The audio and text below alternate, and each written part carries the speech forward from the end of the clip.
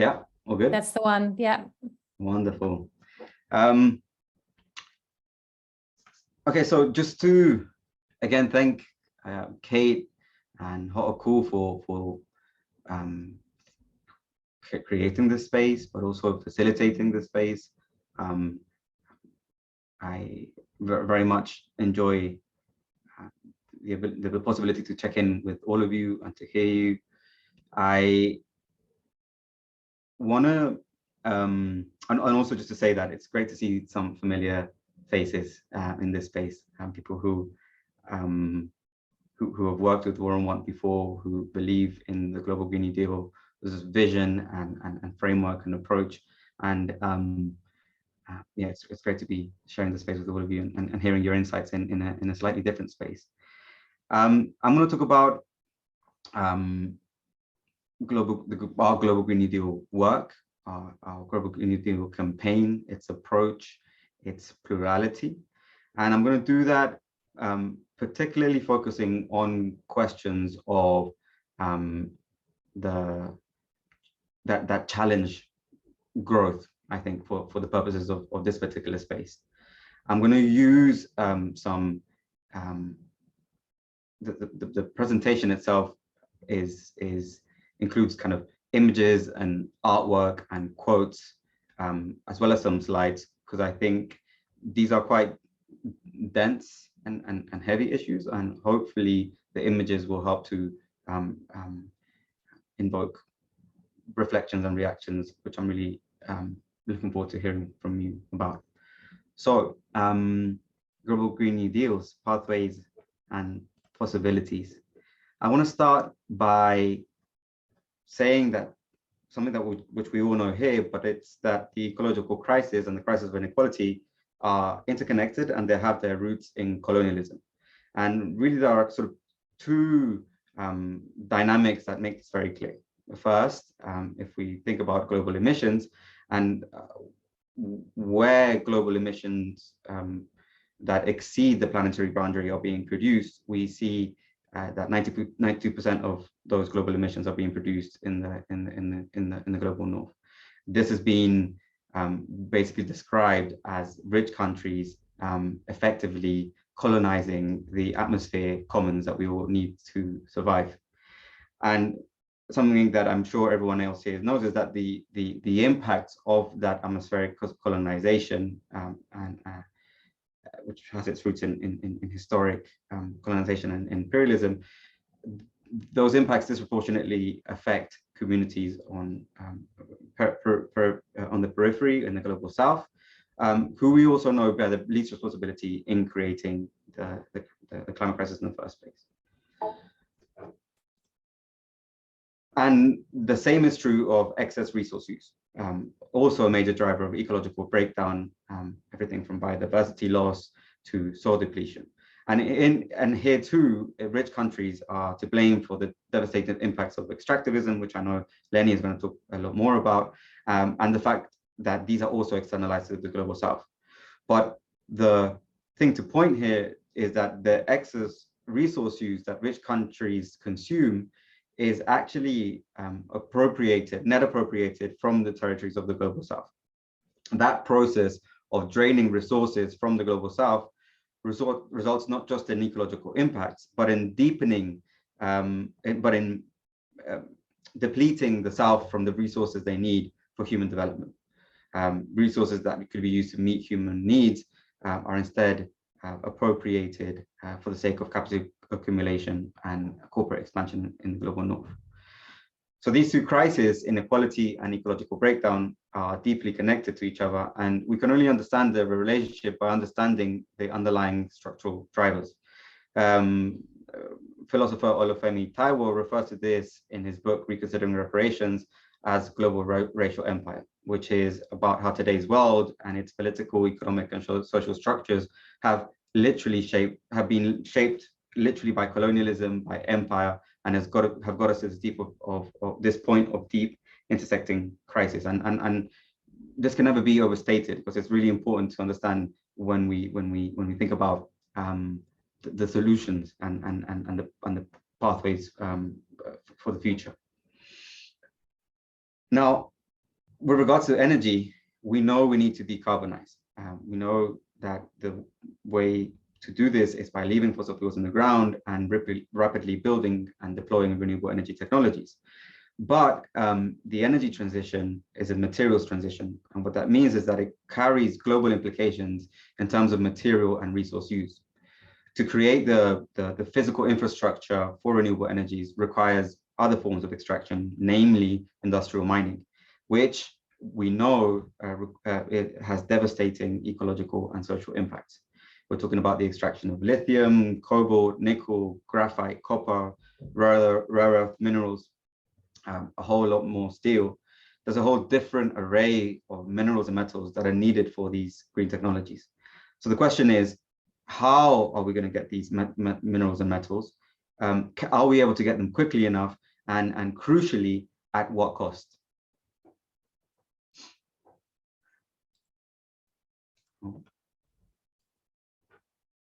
If we're going to assume that rich nations get to continue to increase growth and therefore continue to increase energy use indefinitely, what we're talking about is an indefinite amount of extraction from the global south to fuel that vision.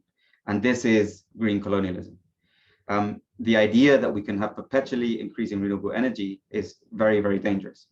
So yes, we need efficiency improvement. Yes, we need renewable energy deployment, but we also need demand side solutions. It's not enough if we're going to pursue growth at the same time. We radically need to scale down energy use, and this in effect will allow us to decarbonize more quickly. As part of this dynamic, mining companies and countries in the global north are the main proponents of the strategy of a green growth strategy. And that's the idea that we can keep growing GDP forever, while at the same time reducing ecological impact down to sustainable levels. And they're very much using this moment of crisis, and I'm sure Lenny will speak to this as well, to position themselves as solution bearers and saviors by claiming to have access to what they have strategically called critical minerals. This is another form of greenwashing for what we know is a highly destructive and polluting industry, especially, and this is key, as there is no evidence that we can absolutely decouple GDP from resource use or reduce emissions in high-income nations enough to stay within the 1.5-degree threshold whilst pursuing growth at the same time. And so what green growth enthusiasts would have us believe is that we can simply transfer from a fossil fuel energy system to a renewable energy system, but maintain the core structures shaping our societies and resulting in such unequal, an unequal and unjust world, maintain those core structures intact.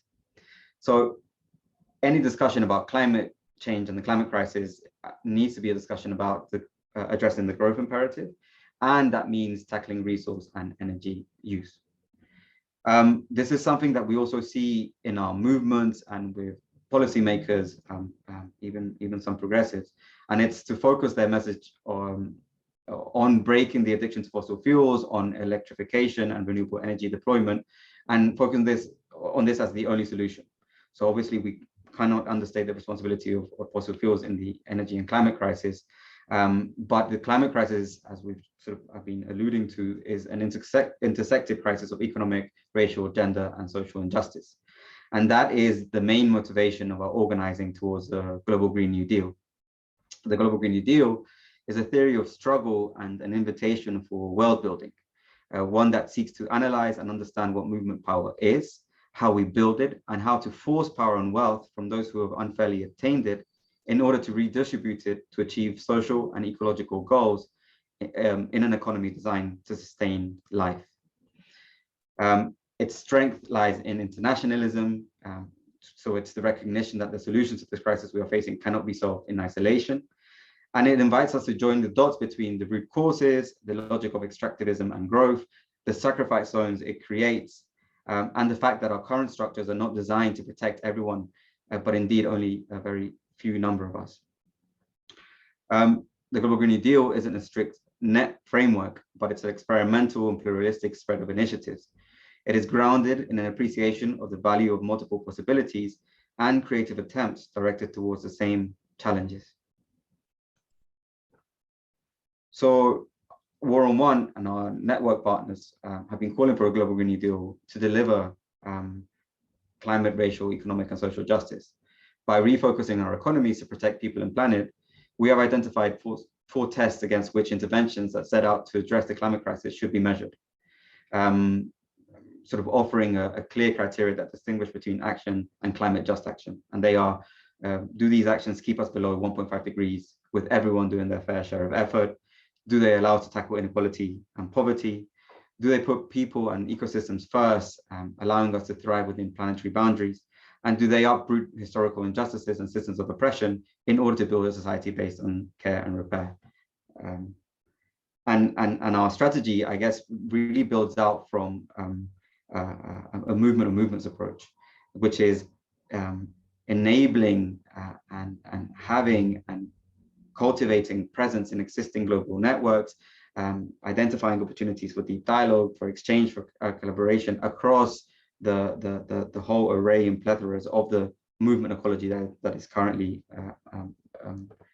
present in the space, moving to the root of solidarity and frontline solidarity for a justice transition, allowing us to build post-extractive futures, meaning that we can shift the Overton window. I'm kind of breezing a little bit through these, and fundamentally building our power to be able to influence, act, and intervene in sort of global advocacy in multilateral and global spaces of power. I want to talk a little bit about two of the places where we work, two of the places where I myself have been in relationship with movements and communities and organizations since I've been at War on One, but prior to that, and that is Colombia and Chile. I'm referring to Colombia and Chile because these are specific places where there is the potential for transformation based on hope that have come about through years of movement organizing, of building power, and really moving from power, from resistance to power. So Colombia has its first progressive government in history with a strong commitment to phase out fossil fuel production in the next 15 years. The Pacto Histórico government, which is headed by Gustavo Petro and Francia Marquez, proposes a gradual, fair, and managed energy transition, making Colombia a potential global leader in the transition and the protection of the natural environment. And in Colombia, we're working alongside one of our most historic partners, Sensat, which is one of the sort of oldest and most respected environmental justice organizations in the country. And with Sensat, we're working on leading a collective effort alongside state institutions, social movements, trade unions, grassroots organizations, and frontline communities to open and enable critical policy space and generate public support for a just transition with climate justice at its heart, through four pillars: building an economy for human and non-human life, laying down the required infrastructure for a transition that ends dependence on fossil fuels and radically reconfigures energy demand in line with the transition, placing reparations based on a fair share of action from countries in the global north firmly on the agenda, and lastly, guaranteeing energy as a common good.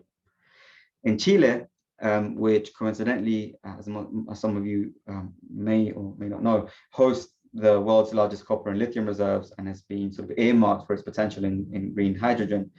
And Chile is sort of at the heart of the energy transition debates between frontline communities, social movements, and sort of dominant corporate-led actors. We're supporting the Latin America Observatory for Environmental Conflicts, OLCA, and the Movement for Water and Territory, MAT, in that gargantuan effort to mobilize and organize since the historic uprising of October 2019, which actually is bewildering to think that happened 3 years ago, a couple of days ago. But to ensure that those efforts to rewrite the constitution in Chile, which was one of the outcomes of the uprisings, really lays the foundation for a post-extractive economy centered around ecological principles and social rights, which has the potential to transition Chile to a new paradigm, but not only for Chile, but for also Latin America. I'm just conscious of time. I'll be about a minute and a half, Kate. Olka has been a leading actor behind some of the most radical proposals in the new constitution. And their motivation has been to ensure that communities on the front line of extractivism have a voice in the debates, and to ensure that critical debates about the nature of the new constitution are platformed effectively and fairly. We know that despite all of these efforts and the energy around the new constitution, a majority of Chileans voted to reject the new constitution put to them via referendum in September. And this has really been a wake-up call for our movements to ramp up our support of this historic process and its transformational potential. We really have to double down our efforts to ensure widespread popular and political education and knowledge of the new constitution around some key questions. How to speak to those 5 million voters who were forced to vote for the very first time, but who felt alienated by the constitution and the actors promoting it. How to ensure that what has been won already in terms of social and ecological justice isn't lost. And what is the sort of inside-outside strategy that will rebuild the power of movements in Chile who are really up against it and feeling demoralized and being attacked by the right, whilst building sufficient power in the inside, in kind of the formal process, to influence the negotiations and decisions around the constitution. I just want to end with a final strand of our work, which is called Post-Extractive Futures. And I won't go much into it, but I'll leave this slide, which is from one of our workshops that took place early this year in February, and the vision that we have for how post-extractive futures as an experiment can support us all in the transformation. So what is it that we can do together that we cannot do alone? Together, we can teach and challenge each other to imagine the world in new ways.